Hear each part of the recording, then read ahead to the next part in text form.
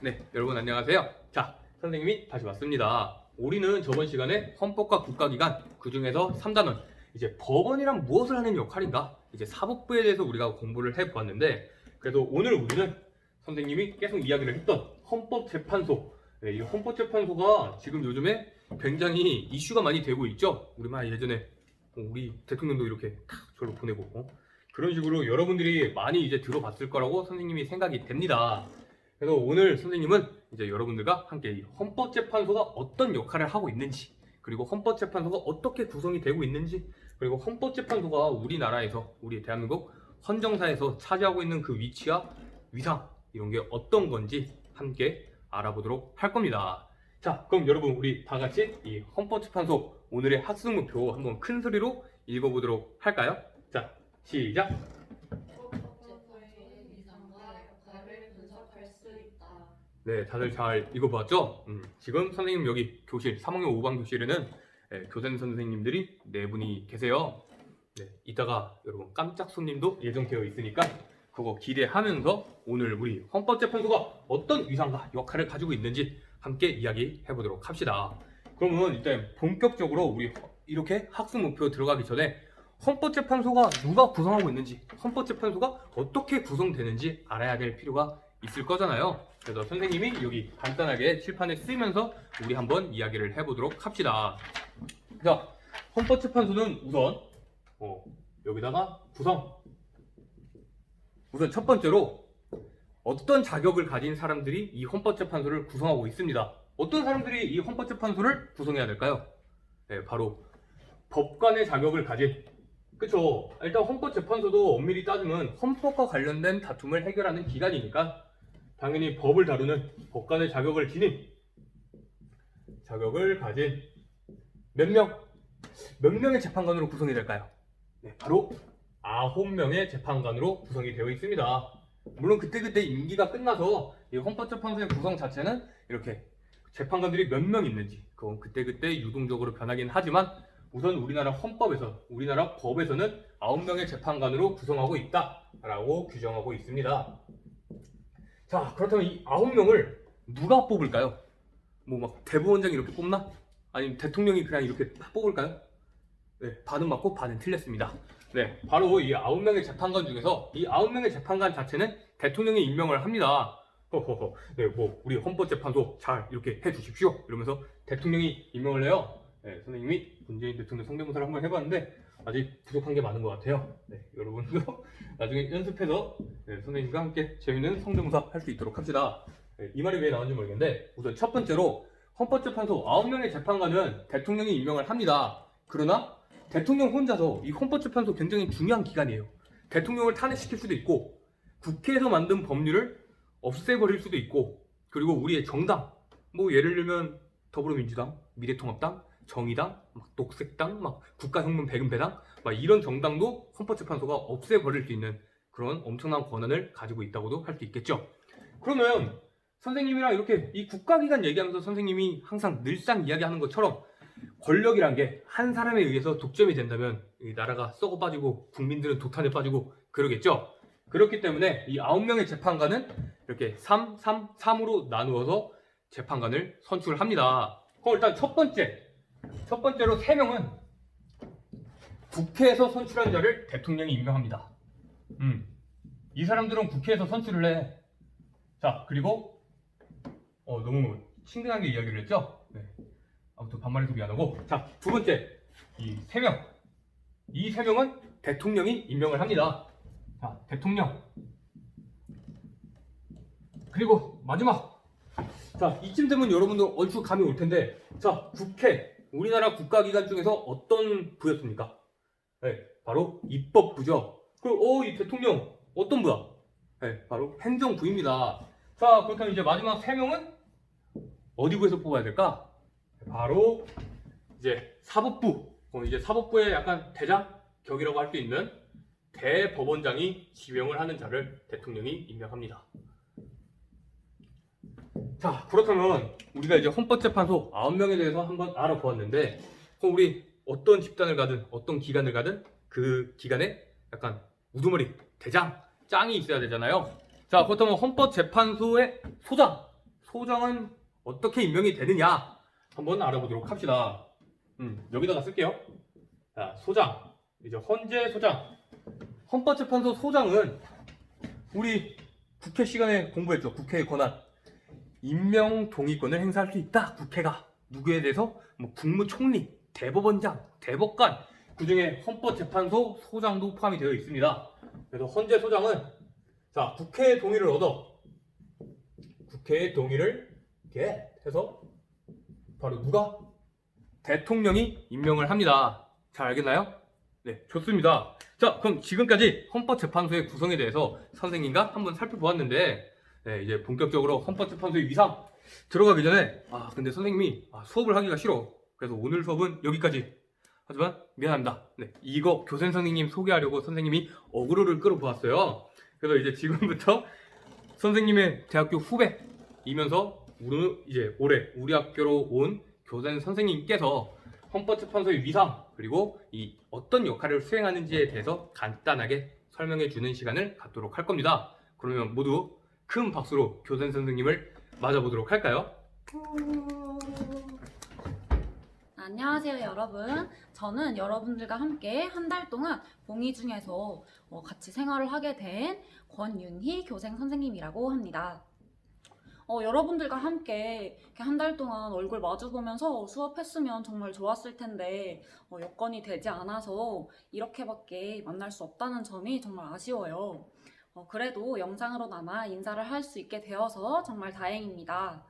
오늘은 선생님과 함께 수업을 해볼 건데 선생님이 모두 다 수업을 하는 건 아니고 이따가 본격적으로 이승현 선생님께서 수업을 하실 내용을 간단하게 선생님과 정리해보면 여러분들이 이해를 하는데 도움이 되지 않을까 싶어서 선생님이 준비를 해봤어요.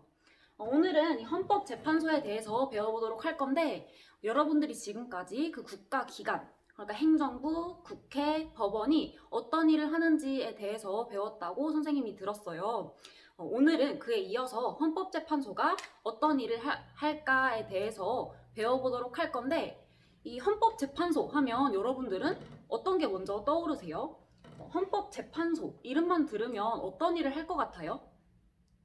여러분들이 진짜 많이 대답을 해줬을 것 같은데 선생님이 이거를 직접적으로 다 듣지 못해서 진짜 너무 아쉬워요. 그래도 여러분들 중에 정답에 가까운 말을 한 학생들이 꽤 많이 있을 것 같아요. 말 그대로 헌법을 토대로 무언가를 재판한다는 뜻이겠죠. 선생님이 간단하게 이야기를 해주자면 여러분들이 지금까지 배운 그 국가기관들이나 아니면 법률 같은 것들이 여러분들의 기본권을 침해하진 않는지 재판해주는 곳이라고 할 수 있습니다. 그렇다면 이 헌법재판소가 도대체 왜 필요할까 알고 싶잖아요. 선생님이 왜 필요한지에 대해서는 두 가지 정도로 정리를 할 수 있을 것 같아요. 첫 번째는 헌법을 수호하는 역할을 해요. 헌법을 수호한다는 뜻은 헌법을 지킨다는 뜻이에요. 이 헌법이라는 게 최고법이라는 건 다들 알고 있죠. 그렇기 때문에 이 헌법재판소는 이 최고법인 헌법을 지키는 역할을 하는 거예요. 그리고 한 가지 더 우리의 기본권을 보장합니다.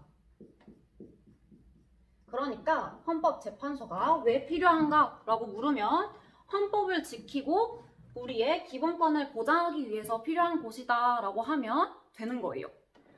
여기서 더 자세한 내용까지는 승현쌤이 다뤄주실 거고 선생님과는 이 5가지 역할에 대해서 도대체 어떤 일을 하길래 이 헌법재판소가 중요할까를 선생님과 함께 다뤄보도록 하겠습니다.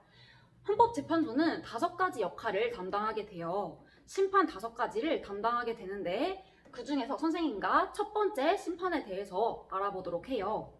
첫 번째는 위헌 법률 심판이라는 거를 담당하게 되는데 이 위헌 법률 심판도 이름에 뜻이 담겨 있어요. 법률이 헌법에 위배되는지를 심판한다입니다. 그러니까 더 자세하게 설명을 해보자면 여러분 법원이 어떤 일을 하는지 알고 있죠? 우리 우리의 재판을 담당해 줌으로써 뭔가 공정하게 일을 처리해주는 역할을 하고 있는데 그때 법률과 헌법을 사용해서 재판을 하잖아요. 그렇기 때문에 그때 법률이 최고법인 헌법에 위배되는지를 판단해달라고 부탁을 할 수 있는 거예요. 그러니까 다시 정리하자면 법원이 헌법재판소에게 이 법률이 최고법인 헌법에 위배되는지를 확인해 주세요 라고 요청할 수 있는 것이 바로 이 위헌 법률 심판이라는 것이에요. 이해가 됐나요? 여러분들이 잘 따라오고 있는지 모르겠어요. 선생님 역할 두 번째 소개할 건데 두 번째는 헌법 소환 심판이에요. 이게 첫 번째 배웠던 위헌 법률 심판이랑 많이 헷갈릴 수가 있어요. 그래서 집중해서 듣도록 합시다. 이 헌법 소환 심판이라는 거는 일단 위헌 법률 심판은 법원이 헌법재판소에게 법률이 헌법에 위배되는지 알아봐 주세요 라고 했던 건데 이 헌법 소환 심판은 국민이 요청을 하는 겁니다. 국민이 헌법재판소에게 우리의 기본권을 공권력이 그러니까 국가 권력이 우리의 기본권을 침해하고 있는지 한번 봐주세요 라고 하면 헌법재판소에서 이 헌법 소원 심판을 통해서 국가 권력이 헌법에 위배되는지 그래서 국민들의 기본권을 침해하는지 아닌지를 봐주는 역할을 하게 되는 거예요. 첫 번째와 두 번째를 구별하는 것이 좀 어려울 수 있는데 여러분들이 잘 이해를 했으면 좋겠어요. 그리고 선생님과 함께 알아볼 세 번째 역할은 탄핵 심판을 한다입니다. 여러분 탄핵에 대해서는 몇몇 친구들이 많이 알고 있을 거라고 생각을 해요. 뉴스 기사에서도 많이 본 적이 있을 텐데 탄핵 심판이라는 건 뭐냐면 고위 공무원 그러니까 좀 높은 직책에 있는 공무원들 여러분 대통령 떠올리면 쉬울 것 같아요. 그런 대통령같이 높은 지위에 있는 공무원들이 무언가 잘못된 일을 저지르면 우리 국민들에게 모두 피해가 갈 수 있잖아요. 그렇기 때문에 국회에서는 헌법재판소에다가 요청을 하는 거예요. 이 고위 공무원, 그러니까 높은 직책에 있는 공무원이 잘못된 일을 저질렀으니까 탄핵, 파면, 그러니까 일자리를 그만두도록 심판을 해주세요 라고 하면 헌법재판소가 탄핵 심판을 하게 되는 거예요. 그 고위 공무원이 일자리를 내려둘 정도로 잘못된 일을 저질렀는가를 판단해 주는 역할을 하는 것이죠. 여기까지 이해가 됐나요? 그러면 선생님과 네 번째 역할을 알아보도록 합시다. 네 번째 역할은 권한 쟁의 심판이에요. 이 권한 쟁의 심판은 처음 들어보는 친구들도 많이 있죠. 이 권한 쟁의 심판도 이름 속에 뜻이 담겨져 있어요. 무슨 권한을 두고 싸우는 거라는 건데 그러니까 쉽게 얘기하면 여러분도 학교 생활을 하다 보면 친구들과 사이좋게 지낼 수만 없잖아요. 사이좋게 지내면 참 좋겠지만 어떤 일로 싸우기도 하고 그렇기 때문에 뭔가 해결해줄 기관이 필요한 거예요. 여기서는 좀 큰 기관, 그러니까 국가기관이라든지 아니면 지방자치단체라든지 국가와 지방자치단체가 싸울 때도 이 심판을 통해서 해결을 할 수가 있는 거예요. 어떤 일이 생겼을 때 누구의 권한이다 라는 거를 밝혀줌으로써 국가와 지방자치단체 아니면 국가기관끼리의 그런 권한 싸움을 해결해 줄 수 있는 역할을 하는 것이죠. 여기까지 이해가 됐나요? 여러분들이 잘 따라왔으면 좋겠는데 볼 수가 없으니까 선생님 참 답답하네요. 그리고 선생님과 함께 알아볼 마지막 역할은 정당 해산 심판입니다. 정당 해산 심판이라는 거는 이게 왜 중요하냐면 여러분 정당이라는 건 다들 알고 있죠. 이 정당에서 대통령을 배출하기도 하잖아요.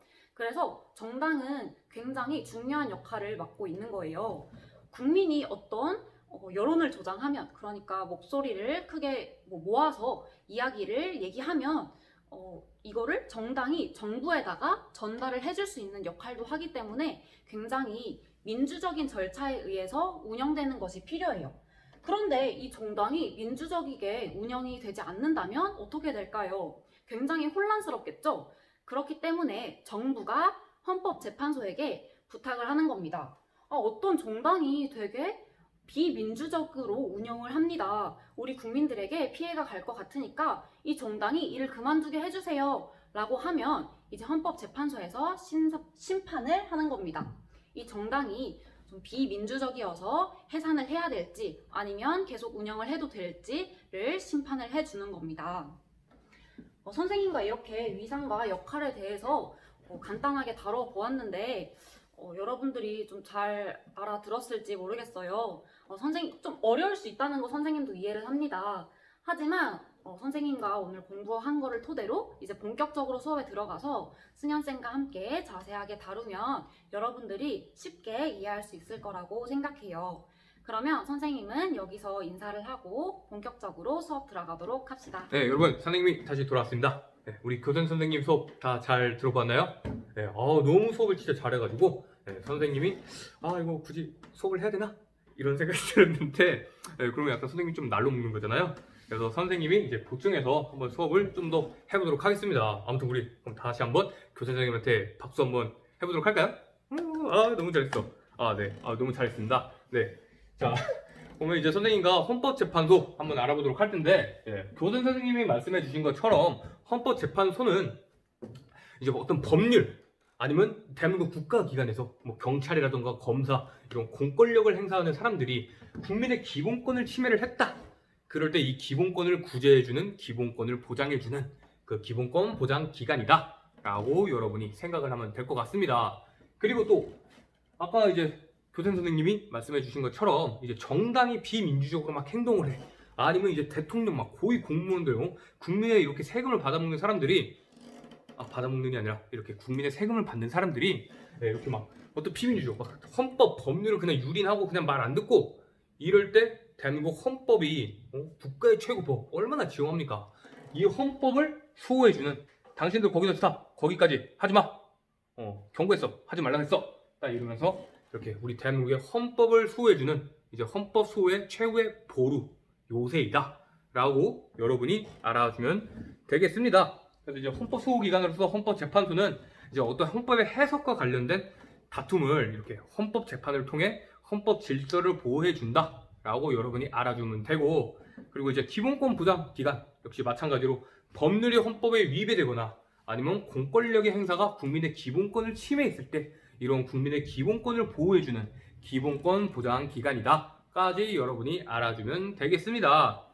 네, 이 헌법재판소가 그럼 어떤 기관인지는 대충 감이 올까요?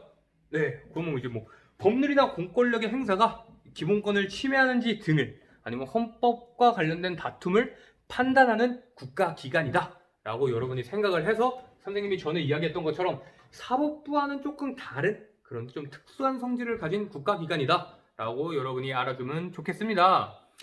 그래서 맞다, 이제 우리 수업 이제 지금부터 선생님과 헌법재판소의 역할들이 무엇이 있는지 위헌법률 심판부터 헌법소원 심판 그리고 이제 탄핵 심판, 권한쟁의 심판, 정당해산 심판까지 알아보도록 할 건데, 그 전에 선생님이 선생님이 이렇게 과제 여러분들 숙제 검사를 하다가 어떤 친구가 선생님한테 선생님 이게 맞으면 작게나마 말씀해 주세요 라고 이야기를 해가지고 선생님이 작게나마 이야기를 할게요.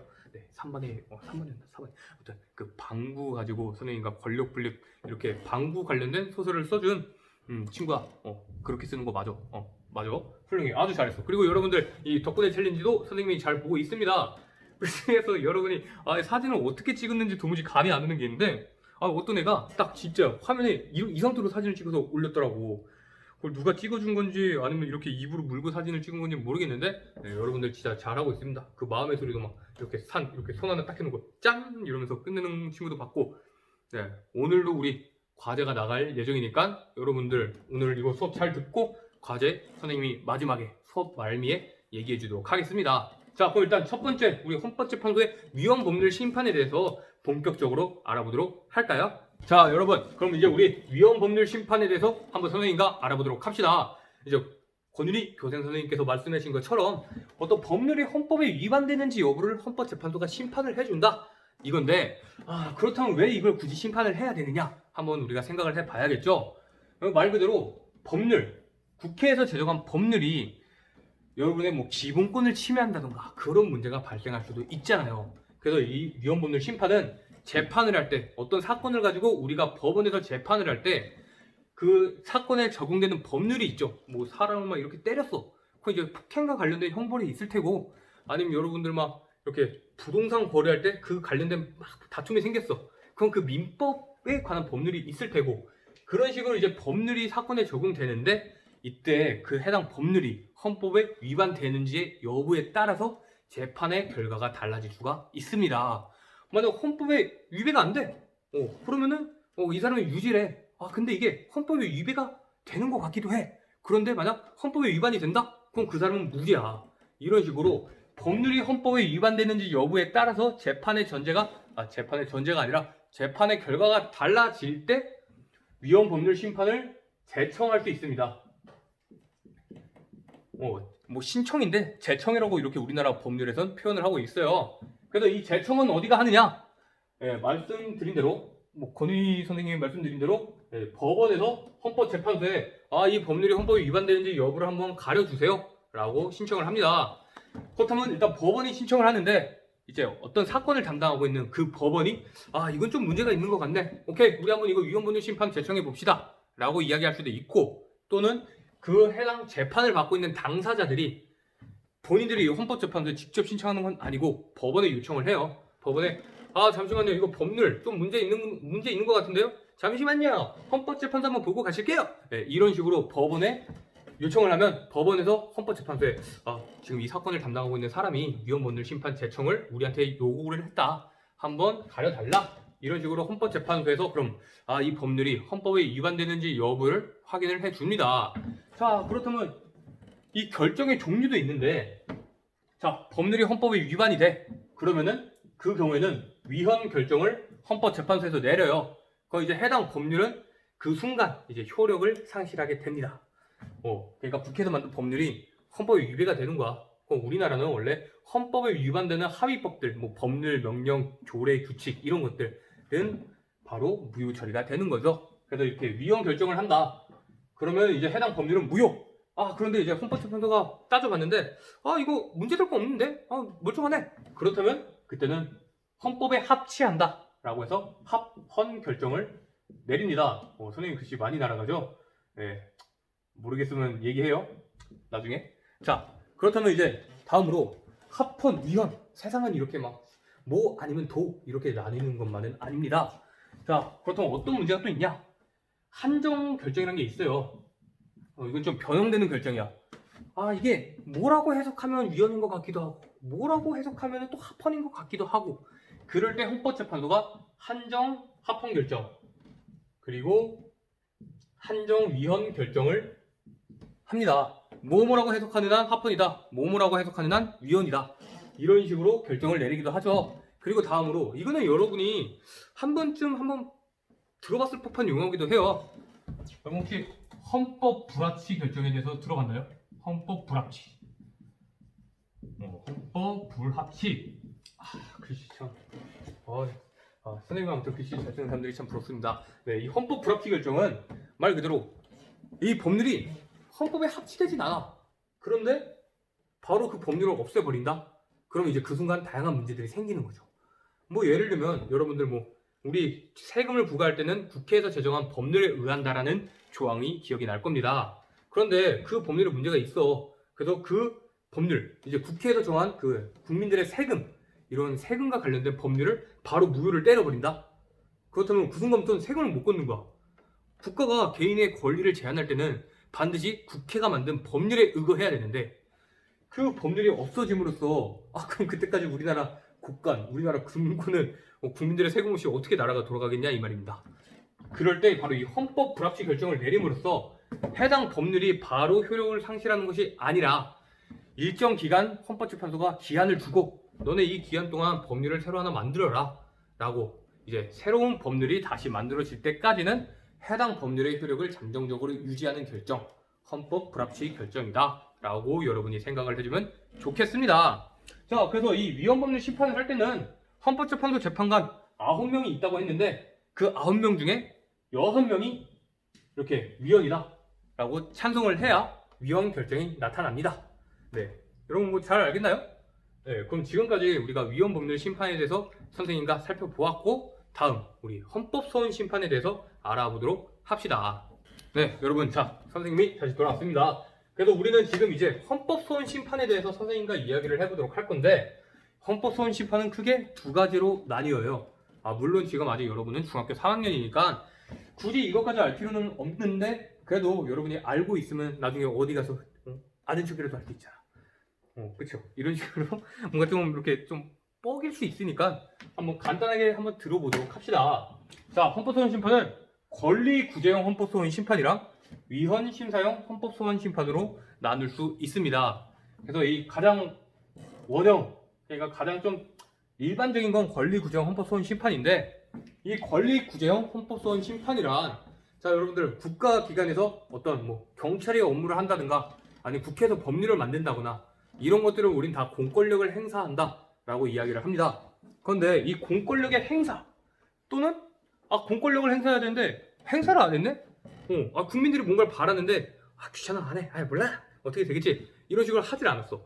그러면 이제 그 공권력의 불행사, 그래서 공권력의 행사 또는 불행사가 국민의 헌법상 보장된 국민의 기본권을 침해했을 때 이제 국민들이 헌법재판소에 이 공권력의 행사 또는 불행사가 우리 기본권을 침해하고 있습니다. 한번 구제해 주세요. 라고 헌법재판소에 헌법소원 심판을 청구할 수 있습니다. 자, 그래서 이 권리구제형 헌법소원 심판은 선생님이 이야기했던 것처럼 공권력의 행사나 불행사가 이제 국민의 기본권을 침해했을 때, 그런데 이때 모든 국민이, 그러니까 예를 들면 이제 선생님이랑 친한 친구에 종엽이라는 친구가 있는데 종엽이가 약간 공권력의 행사로 약간 피해를 받았어. 선생님이 갑자기 이제 화가 팍 나가지고 헌법재판소에서 지금 이것도 안 하고 뭐 하는 거야 이런 식으로 따질 수가 없습니다. 이 공권력의 행사에 의해서 기본권을 침해당한 국민, 자기 자신이 헌법소원 심판을 청구할 수 있는 거다라고 여러분이 생각을 하면 좋겠습니다. 남이 아니라 나와 관련된 사건에 대해서만.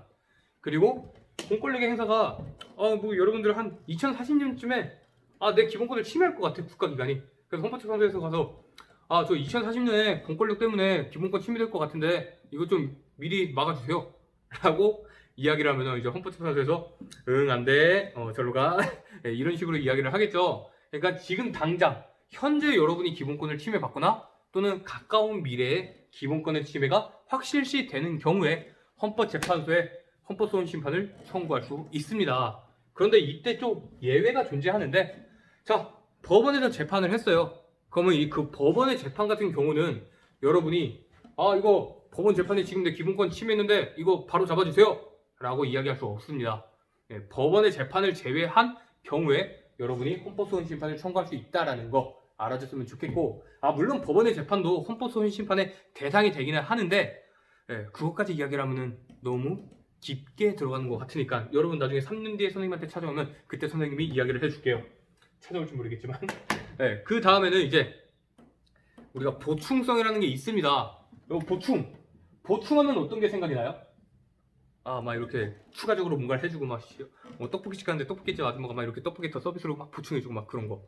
그런 걸 수도 있긴 한데 이 권리구제형 헌법소원 심판에서는 자, 다른 법률이나 다른 제도상에 여러분들 기본권 침해당한 것에 대해 구제 절차가 존재한다. 여러분들 뭐 이 제도를 활용하면 여러분들의 침해당한 기본권을 구제받을 수 있습니다. 라는 식의 다른 절차가 존재할 경우에는 그 절차를 모두 여러분이 거쳐야만 헌법소원 심판을 청구할 수 있다 라고 여러분이 생각하면 좋겠습니다. 그래서 이 헌법소원 심판의 권리구제형 헌법소원 심판은 어떤 식으로 결정이 이루어지느냐, 그래서 각하, 대통령 각하, 그런 각하가 아니라 이거는 볼 필요도 없다, 절로 가, 우리는 이거 심판 자체를 안 할 거야.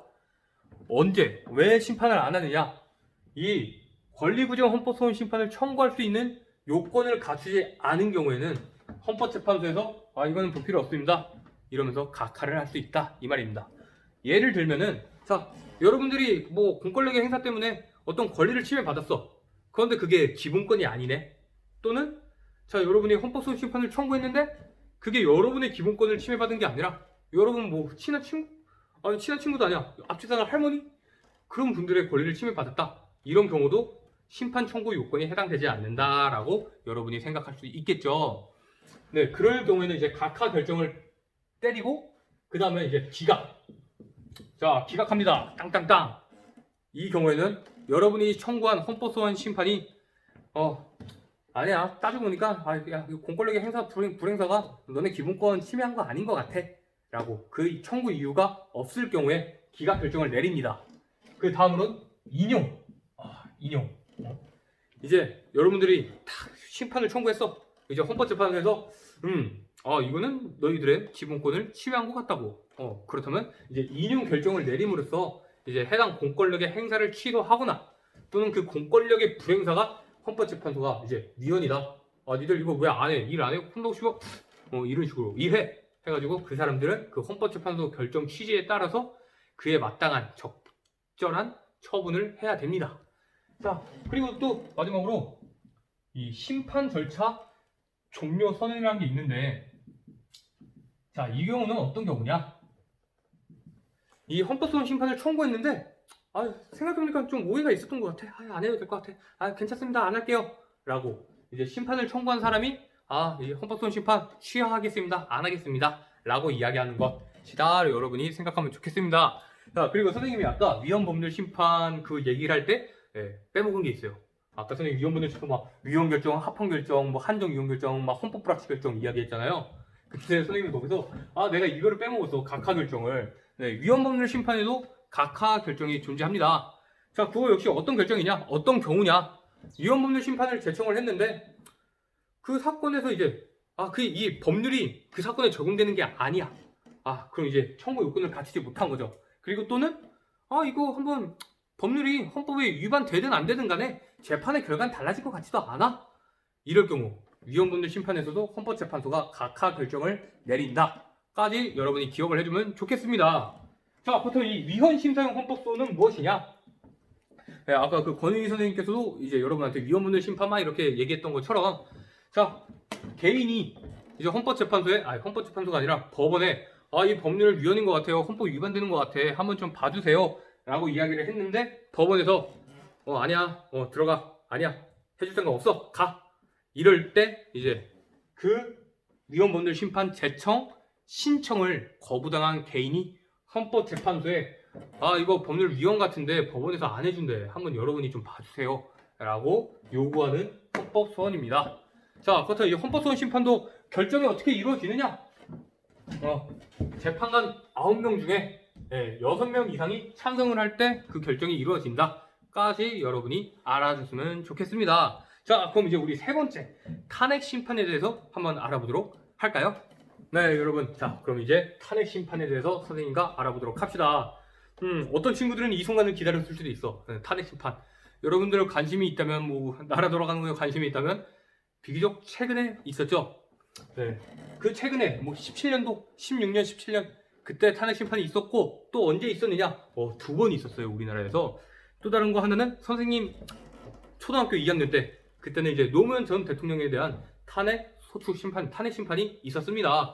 이런 식으로 우리나라는 지금 2번의 탄핵 심판을 겪었는데 한 번은 인용이 안 되고 한 번은 인용이 돼서 이제 헌정사상, 대한민국 사상 최초로 탄핵된 대통령이 우리나라에 생겼죠. 자, 그렇다면 이 탄핵 심판에 대해서 한번 알아보도록 합시다.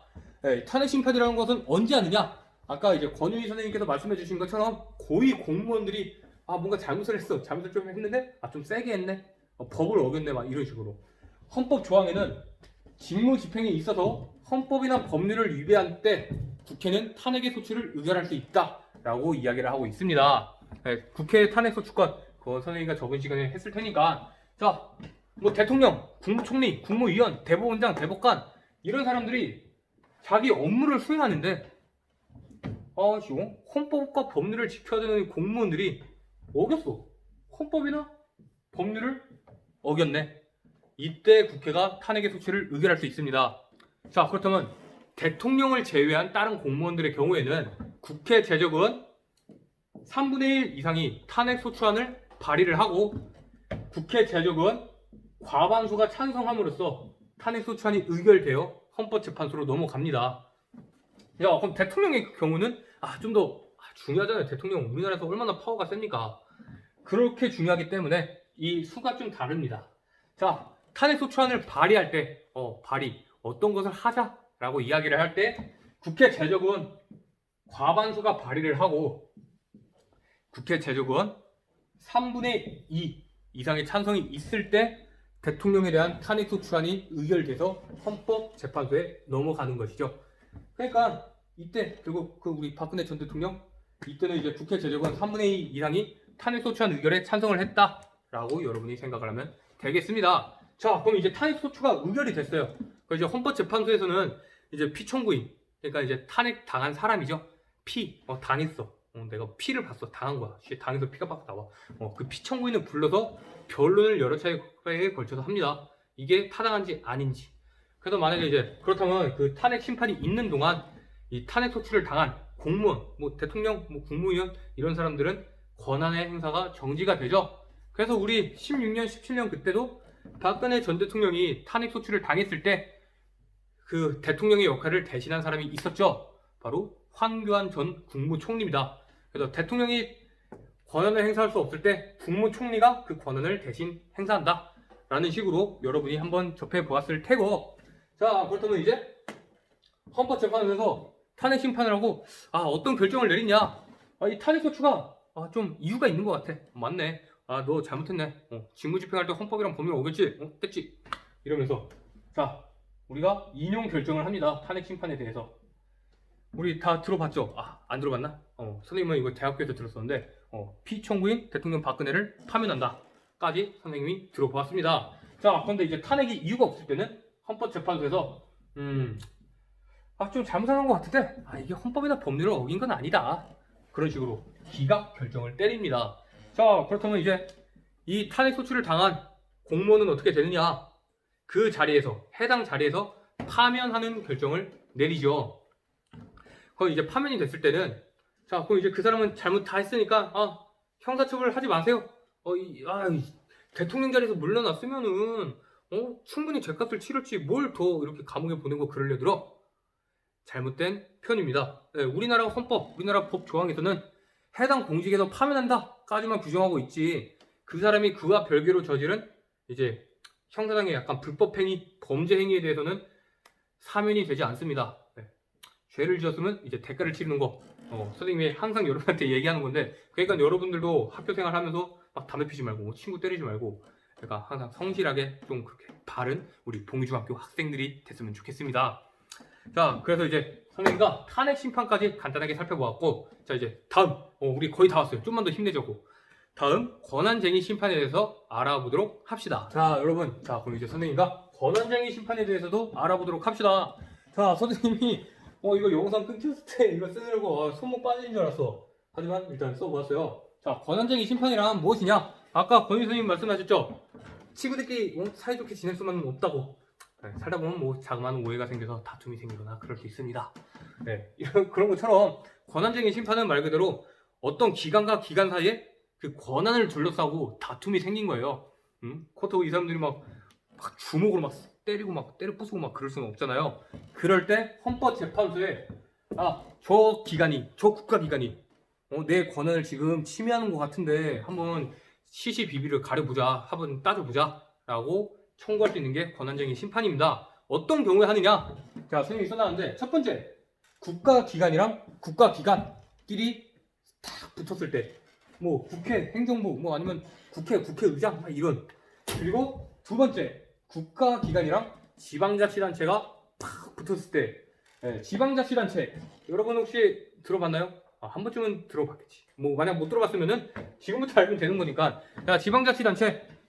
우리 근데 이건 원래 여러분들 1학년 때 배웠어야 되는 건데 1학년 때 잘 배웠겠죠. 그래서 지방자치단체는 간단하게 얘기하자면은 자, 강원도 아니면 춘천시, 아니면 선생님은 서울이니까 서울특별시, 그리고 선생님이 노원구에서 살았으니까 노원구, 이런 식으로 지방자치단체라는 게 존재합니다.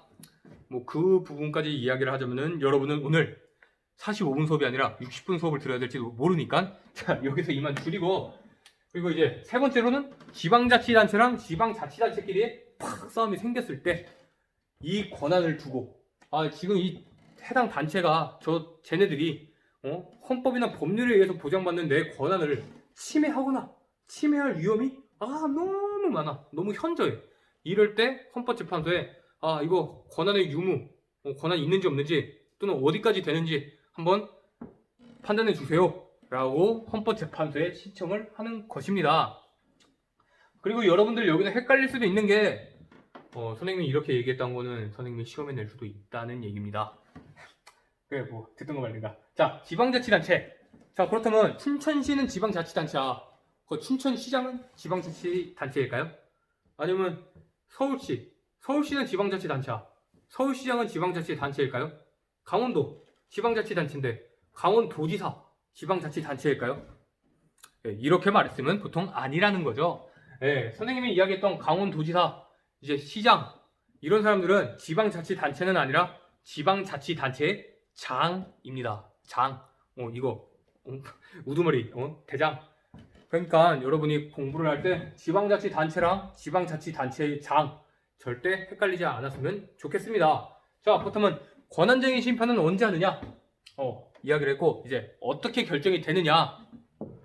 헌법재판소 재판관. 그동안은 선생님이 아까 탄핵 심판 때는 까먹고 이야기를 못했는데 6명 이상, 그러니까 9명 중에 6명 이상이 찬성할 때, 동의할 때만 결정이 이루어진다고 했는데 이 권한쟁의 심판만 과반수 이상의 찬성이 있을 때 결정이 이루어집니다.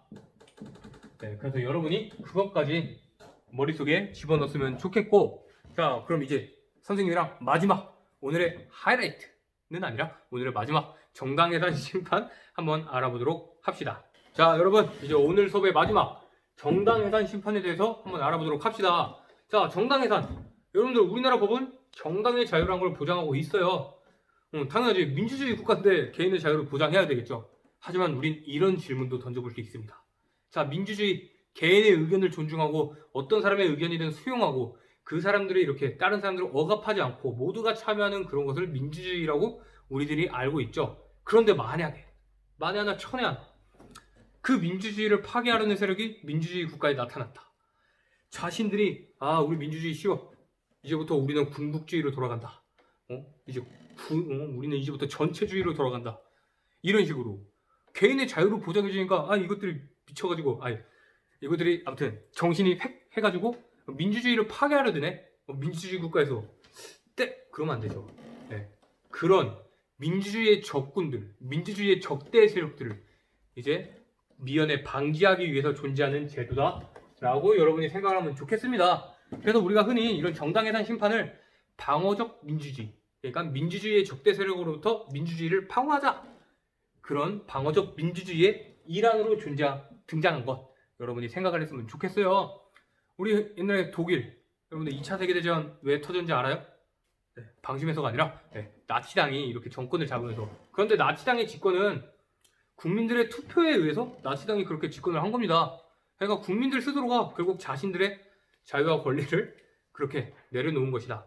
그 이후로 그것들을 미리 방지하기 위해서 독일 같은 경우에는 이렇게 정당해산 심판을 두기도 하고 또 기본권을 시류하는 기본권 시류 제도라는 것도 지니고 있습니다.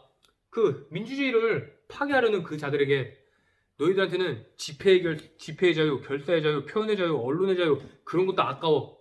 그런 식으로 기본권을 상실시킬 수 있다는 거 여러분이 한 이 정도는 그냥 좀 상식적으로 알아뒀으면 좋겠어서 선생님이 이렇게 이야기를 해보았습니다. 자, 그렇다면 이제 정당해산 심판. 우리나라는 어떨 때 정당해산 심판을 청구할 수 있느냐? 자, 정당이 있어요.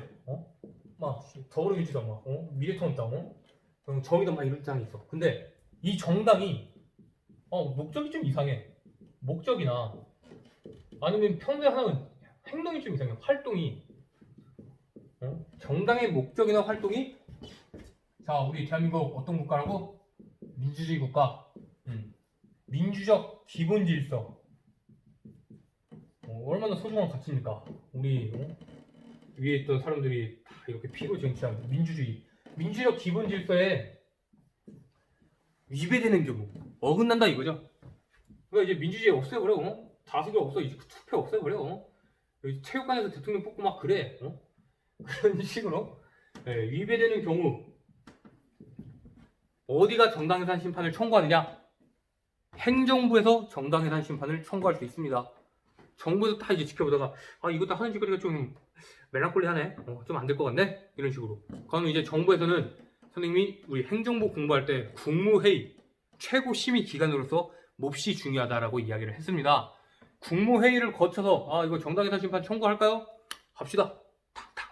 이렇게 하면 이제 헌법재판소에 정당해산 심판을 청구할 수가 있죠. 그래서 헌법재판소의 심판 결과 이 정당 이 사람들 좀 안 되겠네. 당신들 해산합시다. 너희들이 말이야 선을 넘었어. 왜 선을 넘고 그래? 너무했어. 이렇게 정당해산을 이제 헌법재판소에서 결정을 합니다. 언제? 정당의 목적이나 활동이 민주적 기본 질서에 위배되는 경우 행정부가 헌법재판소에 청구하고 헌법재판소는 재판관 9명 중에 6명의 찬성으로 정당의 해산을 결정할 수 있다까지 여러분이 알아줬으면 좋겠습니다. 실제로 한 번 있었죠. 우리나라 역사에 통합진보당 2014년 그 당시 선생님이 이제 막 대학을 들어오는 막 그럴 때였는데 그때 이제 통합진보당이 우리나라 이 정당해산 심판이 있은 이후로 최초로 해산된 정당이 되었죠. 원래 이 정당해산이라는 게 우리나라 역사에 있어서 과거 그 혼돈의 시기 우리나라가 일제로부터 해방되고 이제 6.25가 터지기 전에 자유당이었나? 진보당이었나? 하여튼 정당 하나가 이승만 정권에 의해서 강제로 해산이 됩니다. 그러니까 이 정당해산 심판이 우리나라에서 등장한 것은 정권이, 행정부가, 대통령이 자기들 입맛에 맞지 않는다고 마음대로 정당을 해산하면 안 되잖아요. 그럴 때 행정부로부터 정당들을 보호하기 위해서 바로 이 헌법재판소에서 정당을 해산할지 말지를 담당하게 되는 것입니다. 라고 여러분이 알아줬으면 좋겠고, 자, 오늘 수업은 여기서 마치도록 할게요. 선생님과 이제 권윤희 교장 선생님이 오늘 초대 손님을 한번 모셔봤는데, 여러분들이 참 잘 따라줬고, 이렇게 참 선생님 많이 힘이 되어줬으면 좋겠습니다. 우리 봉이중 착한 친구들이잖아. 그러니까 아무튼 선생님 오늘 과제를 하나 내줄게요. 과제를 아직 안 하는 친구들도 있긴 한데 괜찮아. 선생님은 끄떡없어요. 꿋꿋하게 나갈 겁니다. 그래도 이렇게 또 과제 잘해서 낸 친구들도 있거든. 그렇다고 안 한 친구들 욕하는 건 아니라 뭐 까먹고 안 할 수도 있지. 그러니까 아무튼 과제 기억나는 게 막 토마토당 햄버거 대통령 그럼 뽀로로 크롱 아무튼 그런 얘기도 있었고 막 짜파게티 먹으면서 이거 엄지손가락 찍어가지고 선생님한테 보내주기도 하고. 아무튼 여러분 오늘 과제는 선생님과 오늘 헌법재판소의 권한에 대해서 살펴보았는데 다른 권한 다 없애버리고 이 단 하나의 권한만을 살리자, 단 하나의 권한만을 가져올 수 있다, 지킬 수 있다면 어떤 권한을 지킬지 여러분이 자유롭게 네이버 폼 이 영상 끝나고 밑에 링크 있으니까 링크 타고 들어가서 남겨줬으면 좋겠습니다. 자, 오늘 수업 듣느라 고생했고 좀 시간이 많이 길게 느껴질 거예요. 그래도 오늘 중요한 내용이니까 헌법재판소 우리 헌법을 지키잖아. 그러니까 힘냈으면 좋겠고, 우리 다음 시간에는 선생님이 이 국가기관 다시 한번 쭉 복습하는 영상을 찍어보도록 하겠습니다. 자, 그럼 우리 다음 시간에 만나도록 합시다.